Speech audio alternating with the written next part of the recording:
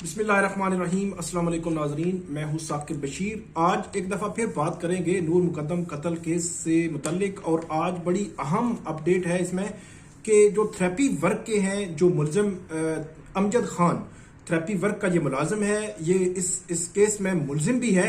लेकिन अब एक और अटेम्प्ट की है थेरेपी वर्क ने अपने आप को इस केस से निकालने के लिए, और इस्तगासा दायर किया है। प्राइवेट कंप्लेंट इसको कहते हैं। शुरू में मैं आपको बता दूं कि प्राइवेट कंप्लेंट होती क्या है। आप जब पुलिस के पास कोई दरखास्त देते हैं और उसके बाद उसका सारा प्रोसेस करते हैं तो एफआईआर या मुकदमा दर्ज ना हो तो ये एक रेमेडी है जो मुलजमान इसको अवेल करते हैं, उनके वकला। प्राइवेट कंप्लेंट इसको कहते हैं।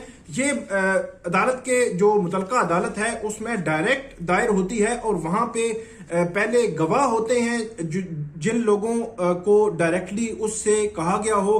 फॉर एग्जांपल ये कहें कि अगर जिन्होंने दरखास्त दी है उनकी तरफ से अपनी दरखास्त को सपोर्ट करने के लिए जो गवाह होते हैं उनकी गवाहियां होती हैं और उसके बाद मामला आगे चलता है।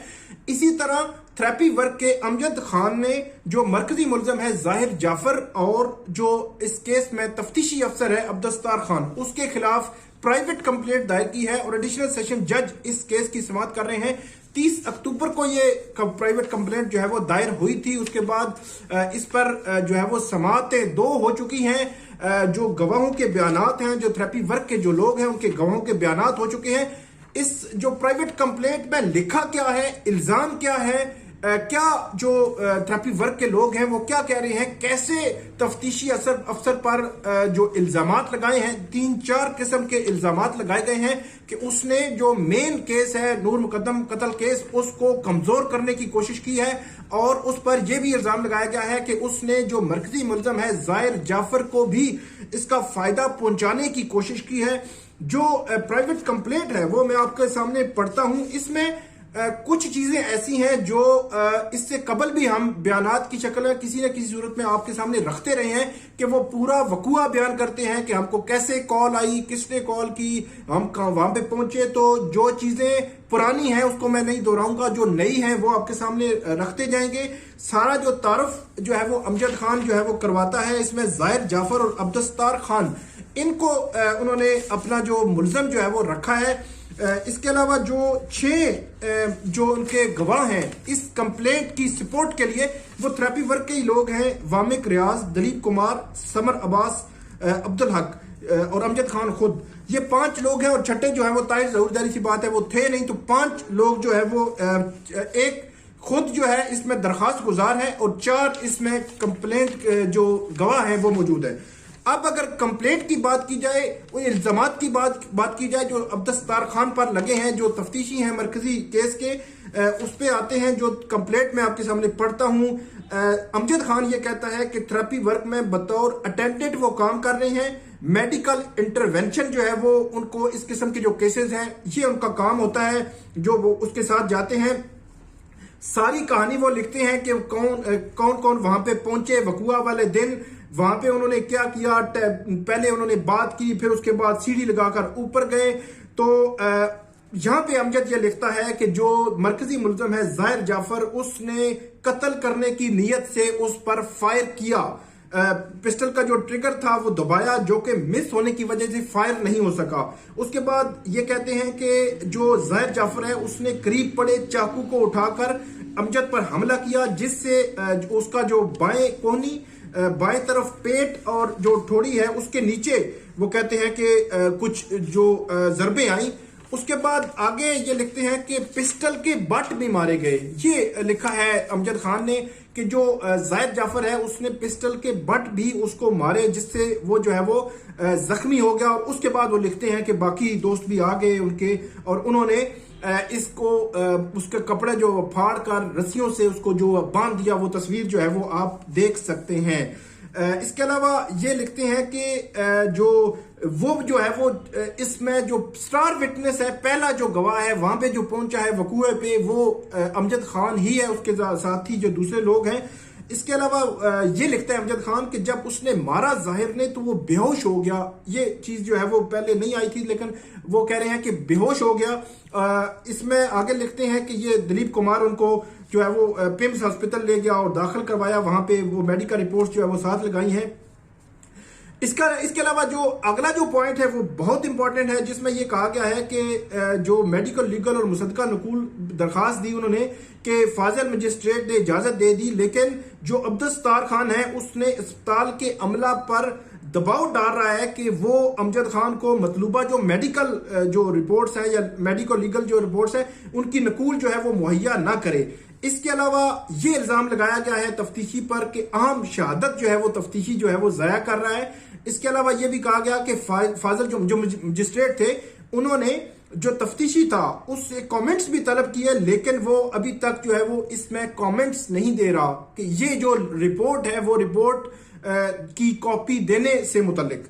आगे जाकर ये लिखते हैं अपने छठे पॉइंट्स में कि जो अमजद खान है उसने फौरी तौर पर इस वाकया की इतला थाना कोसार इस्लामाबाद वेस्ट में दी, जिस पर जुबैर एएसआई और दीगर जो अमला है पुलिस का वहां पे पहुंचा और वहां पे जो जाहिर जाफर को रस्सियों से जो अमजद कहता है कि मेरे साथियों ने बांधा हुआ था और उसके बाद एएसआई को दिया जिसने उसको हिरासत में ले लिया और मुकदमा दर्ज हुआ।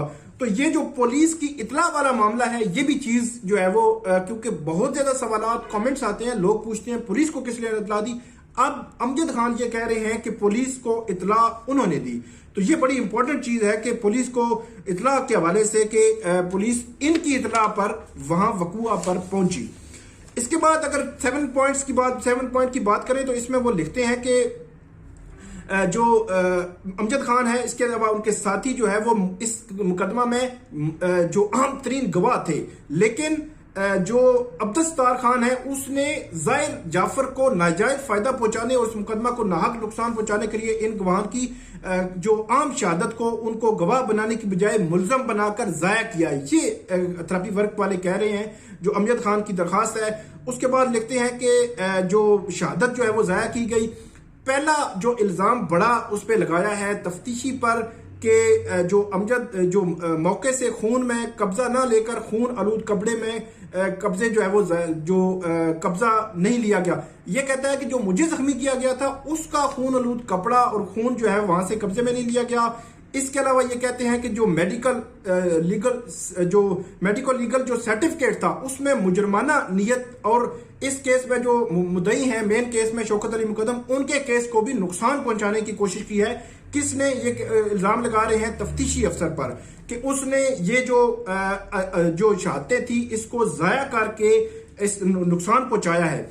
इसके अलावा ये लिखते हैं कि जो मुस्तगीज का नक्शा था वहां का उसको भी मुरतब नहीं किया, मरकजी केस का नक्शा मुरतब किया, इसमें मुरतब नहीं किया। यह भी इल्जाम लगाया जा रहा है, तो इससे भी वह केस जो है वो उस पर नाकाबिले तलाफी जो है नुकसान पहुंच सकता है।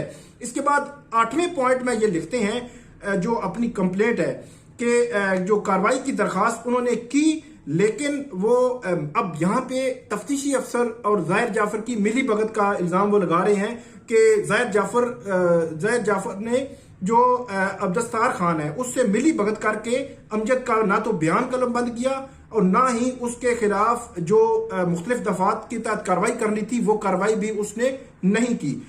उसके बाद ये उन्होंने कहा कि ये हमने जो दरखास्त दी है ये पुलिस ऑर्डर के तहत दी गई है, पुलिस ऑर्डर 2002 के तहत जो है वो कंप्लेंट दर्ज की गई है। और आखिर में ये लिखते हैं कि इनके जो शहादतें मुकदमा हिजा में कड़ी सजा दी जाए, इनको कंप्लेंट को मद्देनजर रखकर और जो इसमें गवाह हैं जिनकी शहादतें आई हैं उनको मद्देनजर रखकर जो है सजा दी जाए। इसमें अकरम कुरैशी जो है इसमें वकील हैं थेरेपी वर्क के जो अमजद खान है उसकी तरफ से उनकी जानिब से 4 गवाहों जो गवाह थे उनके बयानात कलम बंद हो चुके हैं।